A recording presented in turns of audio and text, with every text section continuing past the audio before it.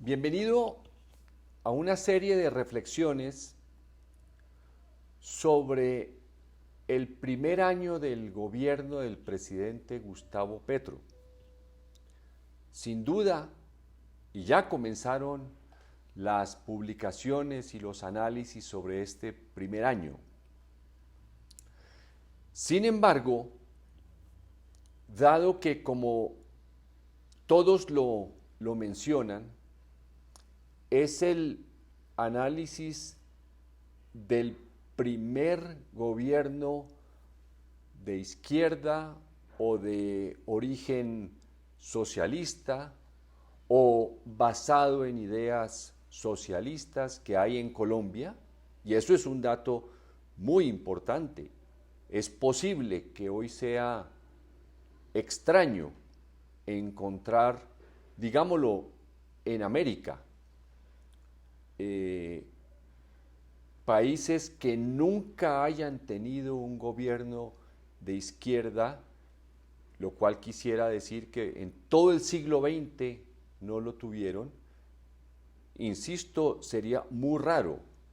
Luego quiere decir que ahí ya hay algo que analizar de la amplitud democrática de Colombia. Ya es un punto que merecería bastante atención ese solo hecho. E incluyo en América hasta Estados Unidos porque escuché muchas veces en los años 80 decir a ciudadanos de Estados Unidos que, por ejemplo, el presidente Jimmy Carter era socialista. Recientemente he escuchado decir a personas que el presidente Joe Biden es hasta comunista, lo han tildado. Entonces, ese punto valdría la pena un análisis importante, más que la persona de Gustavo Petro, es la amplitud, los espacios que da Colombia para ideas socialistas en concreto. Y creo que, como lo dije al comienzo, todos los análisis comienzan por decir que es el primer gobierno de izquierda o socialista de Colombia. Segundo, llama mucho la atención, y muy encadenado con el primero, por supuesto, que no se comience haciendo un análisis de la Colombia de antes del primer gobierno socialista. Por ejemplo, cuando gobernaba un candidato o un presidente liberal, pues se hacían los análisis de lo que habían hecho los conservadores. Y al revés. Luego entonces, si como un bloque Colombia tiene unos autores, tiene unos arquitectos, unos ingenieros, que genéricamente llamaríamos políticos, que han excluido de la contienda o del ejercicio democrático de Colombia, han excluido a la izquierda.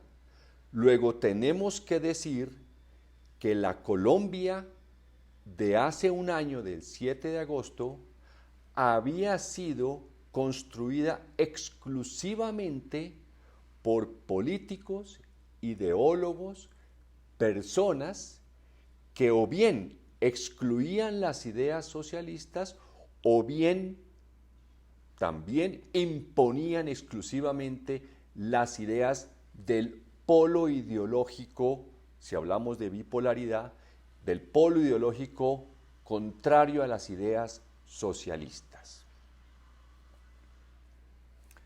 Tercero,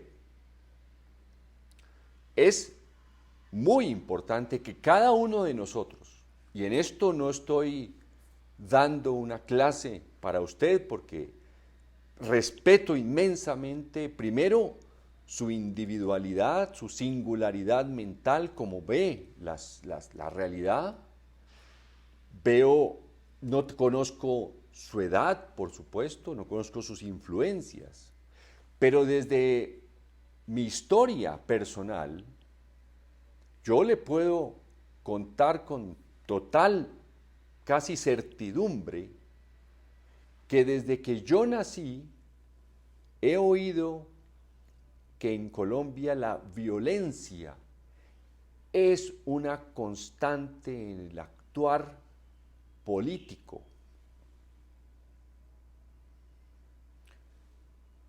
En algunas intervenciones previas he mencionado una fecha que para mi gusto y por lo que de la manera como he estudiado a Colombia, la tengo como punto de referencia, que es el asesinato de Jorge Eliezer Gaitán en 1948, hace 75 años. Pero si usted revisa antes, encontrará, por ejemplo, hay un autor que es Rafael Pardo, que escribió un libro, La historia de las guerras en Colombia. Dice, desde 1812 hasta la guerra de los 1000 días, hubo 11 guerras civiles.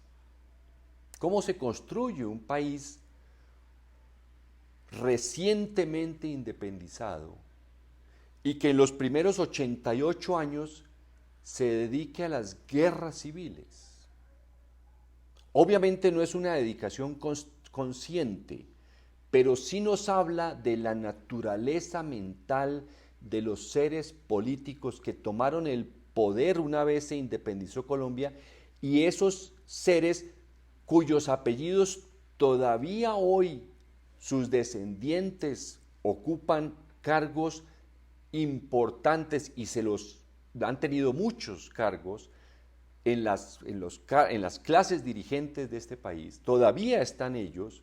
Luego quiere decir que esas 11 guerras civiles fueron apenas como la cera, el material, las conductas, las particularidades propias de las semillas con las cuales se fundó Colombia. Eso es muy importante tenerlo en cuenta. Pero si vamos a 1948, es evidente que a Jorge Eliezer Gaitán, perteneciente al Partido Liberal, lo asesinan por sus ideas, digámoslo así, liberales extremas, que para muchos ya eran socialistas. Piense usted que acaba de terminar la Segunda Guerra Mundial, ya había voces en el mundo que planteaban el nacimiento de una guerra fría entre el bloque soviético y el bloque occidental, comandado por Estados Unidos y los líderes de Europa, que habían triunfado en la guerra.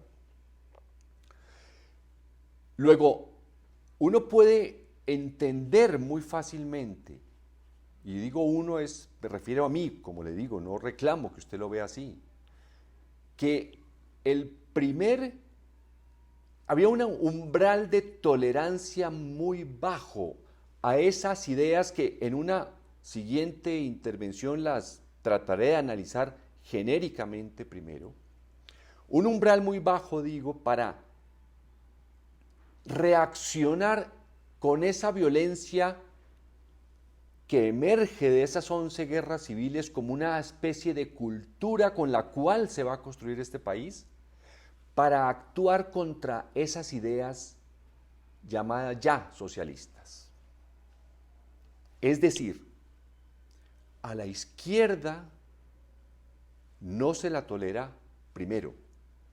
2, es tan peligrosa que asesinar a un político, a un líder que exprese esas ideas es un acto justo para salvar a la patria de esas ideas. Fíjese, hace 75 años estamos hablando de eso. Siguiente punto. Si Colombia, hasta antes de hace un año, es decir, hasta antes de que ganara el presidente Petro, tenía un conjunto de autores ingenieros, arquitectos que la hicieron.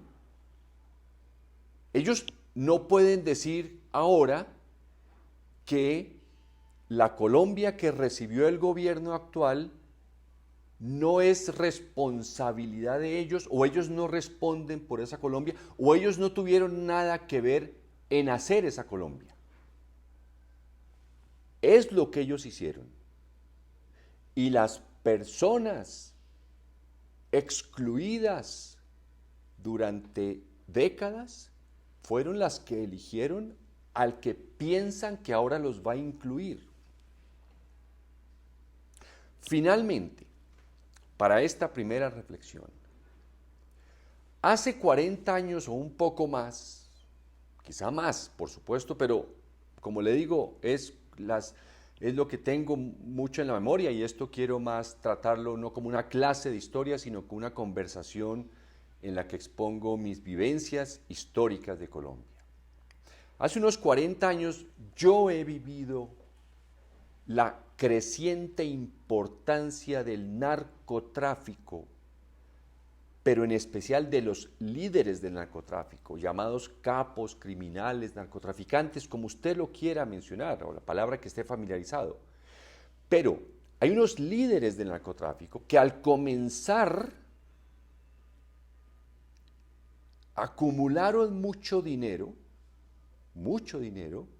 y obviamente se abrían espacios a través del soborno.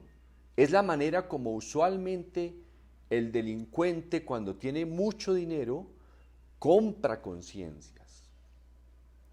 Muchas veces ni siquiera, o asesina a quienes no se someten a sus sobornos.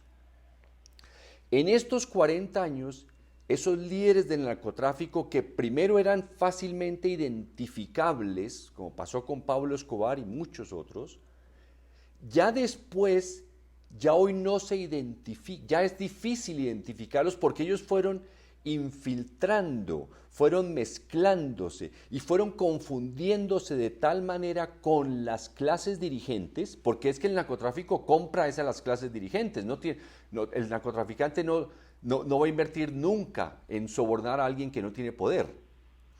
Y si decimos que la amplitud democrática de Colombia nos permite identificar a las clases dirigentes autoras de este país, pues es a esas clases dirigentes con las que se fusionó, se mezcló, y hoy es prácticamente imposible de identificar ya quiénes son narcotraficantes, quiénes son dirigentes políticos, porque la mezcla es total en 40 años. Ese es un aspecto importantísimo a señalar. El otro importantísimo es el de los movimientos guerrilleros que de manera exacta a la anterior también fueron comprados, adquiridos, fueron sobornados por esa fuerza narcotraficante que todavía sigue. Es decir, no es posible imaginar un movimiento guerrillero que dure hasta 3 generaciones. Eso no es posible, no existe. Una revolución o se hace o muere o se corrompe.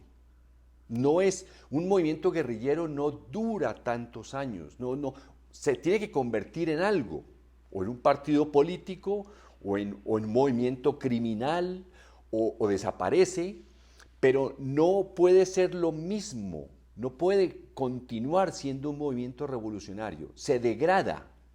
Luego en Colombia, el narcotráfico y sus líderes degradaron la historia reciente de estos últimos 40 años, y ese es uno de los balances que yo hago para comenzar estas reflexiones sobre el primer año del presidente Gustavo Petro. Muchísimas gracias y continuaremos.